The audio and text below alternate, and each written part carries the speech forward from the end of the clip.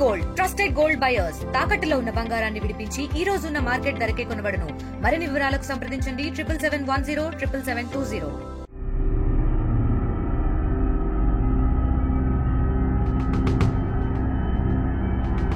మమ్మల్ని దయచేసి టీవీకి ఏమొద్దు. మేము బిడ్డలు అన్యాయం అయిపోయినారని మేము పీలేర్లో ఉండేది. భార్య భర్తలు అంటే సంసారంలో ఉంటాయి సార్, లేవని చెప్పము, ఉండాయని చెప్పము. అందరి ఇళ్లలో ఎట్టుంటాయో ఇక్కడ అట్టే ఉండాయి. ఇప్పుడు అందరూ తెలుస్తుంటే మా గుండెలు పగిలిపోతుండయి. మా బాధ అట్లుంది. ఏం చేయలేని పరిస్థితులు మేము నిస్సహాయులుగా నిలబడిపోయినాం ఆ బిడ్డల ముందర. ప్రస్తుతం మనం హత్యకు గురైనటువంటి గంగాధరం ఇంటి వద్ద ఉన్నాం. ఒకసారి ఈ యొక్క హత్య జరిగినటువంటి ప్రాంతం ఏ రకంగా జరిగింది, అసలు వాళ్ళ కుటుంబ సభ్యులు ఉన్నారు, వాళ్ళు ఏం చెప్తారో ఒకసారి మనం వెళ్ళి తెలుసుకునేటువంటి ప్రయత్నం చేద్దాం. మనం చూస్తున్నది గంగాధరం ఉన్నటువంటి ఇల్లు. చుట్టుపక్కల కూడా పెద్దగా ఇల్లు ఉన్నటువంటి పరిసరాల్లో పెద్దగా ఇల్లు లేదు. మనం రైట్ సైడ్ చూసుకున్నట్టయితే కొంత డిస్టెన్స్లో ఒక ఇల్లు ఉన్నటువంటి పరిస్థితి. అయితే ఈ యొక్క మనం చూస్తున్నటువంటి ఈ ఇంట్లోనే ఆ యొక్క గంగాధరాన్ని ఆ యొక్క దుండగులు వచ్చి రాడ్లతో కర్రలతో అదే రకంగా బండరాలతో మోది చంపేసినటువంటి పరిస్థితి. ఒకసారి మనం ఆ ఇంట్లోకి వెళ్ళి ఒకసారి పరిశీలించేటువంటి ప్రయత్నం చేద్దాం. మనం చూస్తున్నది మెయిన్ ఎంట్రన్స్. ఈ ఎంట్రన్స్ ద్వారానే ఆ దుండగులంతా కూడా వచ్చి ఒక్కసారిగా పడుకొని ఉన్నటువంటి గంగాధరం మీద వచ్చి దాడి చేసినట్టుగా తెలుస్తుంది. ఒక్కసారిగా 6 మంది ఇంట్లోకి చొచ్చుకొని రావడం, ఇంట్లో ఉన్న వాళ్ళంతా కూడా భయాందోళనకు లోనైనటువంటి పరిస్థితి. ఒకసారి మనం చూడొచ్చు, ఇదంతా కూడా ప్రధాన ద్వారం.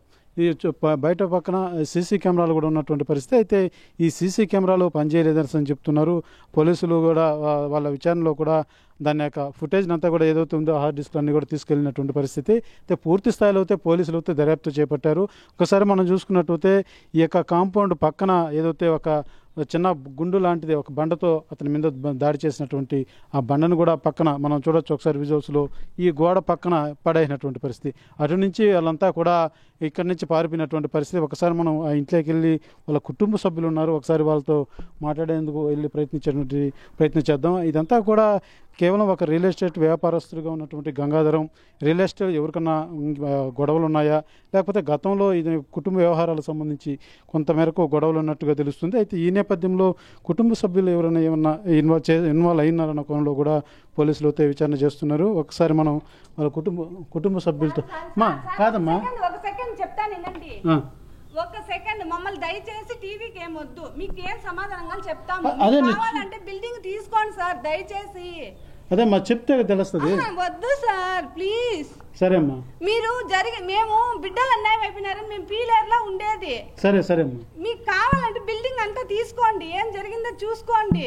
మమ్మల్ని టీవీ వరకు లాగొద్దండి సార్ దయచేసి. అమ్మా లేదమ్మా, మేమే చేయలేదు. అంటే అనేక రకాలు చెప్తున్నారు కదా, అందువల్ల మీరేమన్నా మాట్లాడతారేమో. ఎంత తెలుసో మాకు అంతకన్నా తక్కువే తెలుసు సార్. ఓకే అమ్మా.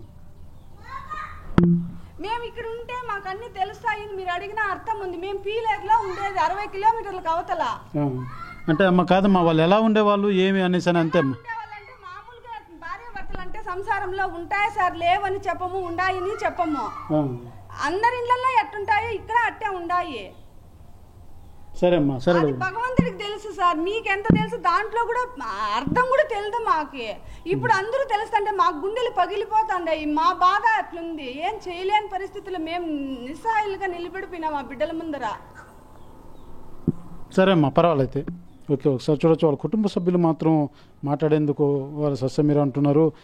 మనం ఎంత రిక్వెస్ట్ చేసినా ఉన్నది జరిగింది చెప్పండి. మీ కూతురు అల్లుడు ఎలా ఉండేవాళ్ళు, ఏమైనా గొడవ పడేవాళ్ళ, లేకపోతే ఎలా ఉండేది వాళ్ళ జీవనం అంటూ మనం అడిగితే కూడా వాళ్ళు కనీసం చెప్పేటువంటి పరిస్థితి లేదు. అయితే బాగున్నారు, ఎప్పుడు ఎటువంటి ఇబ్బంది లేదు, బాగున్నారు అనేసి అని వాళ్ళ కుటుంబ సభ్యులు అయితే చెప్తున్నటువంటి పరిస్థితి. అయితే ఒక్కసారిగా ఎవరైతే వాళ్ళని నిద్రిస్తున్న టైంలో ఒకసారి గుర్తు తెలియని వ్యక్తులు ఒకసారిగా 5-6 మంది పైగా వచ్చి ఈ రకంగా కర్రలు రాడ్లతో వచ్చి దాడి చేసి అతని మీద పూర్తి స్థాయిలో మరణించేంత వరకు కూడా వాళ్ళు దాడి చేసినట్టుగా కూడా తెలుస్తుంది. అయితే ఇక్కడ ఉన్నటువంటి స్థానిక ఎవరైతే ఇంట్లో ఉన్నటువంటి తన భార్య గంగాధరం భార్య పోలీసులకు ఇంటిమేషన్ ఇవ్వడం జరిగింది. పోలీసులు కూడా ఇప్పటికీ తీసుకెళ్లి విచారిస్తున్నటువంటి పరిస్థితి. అసలు ఏం జరిగింది ఏమన్న కోణంలో మాత్రం పోలీసులు పూర్తి స్థాయిలో అయితే దర్యాప్తు చేస్తున్నారు.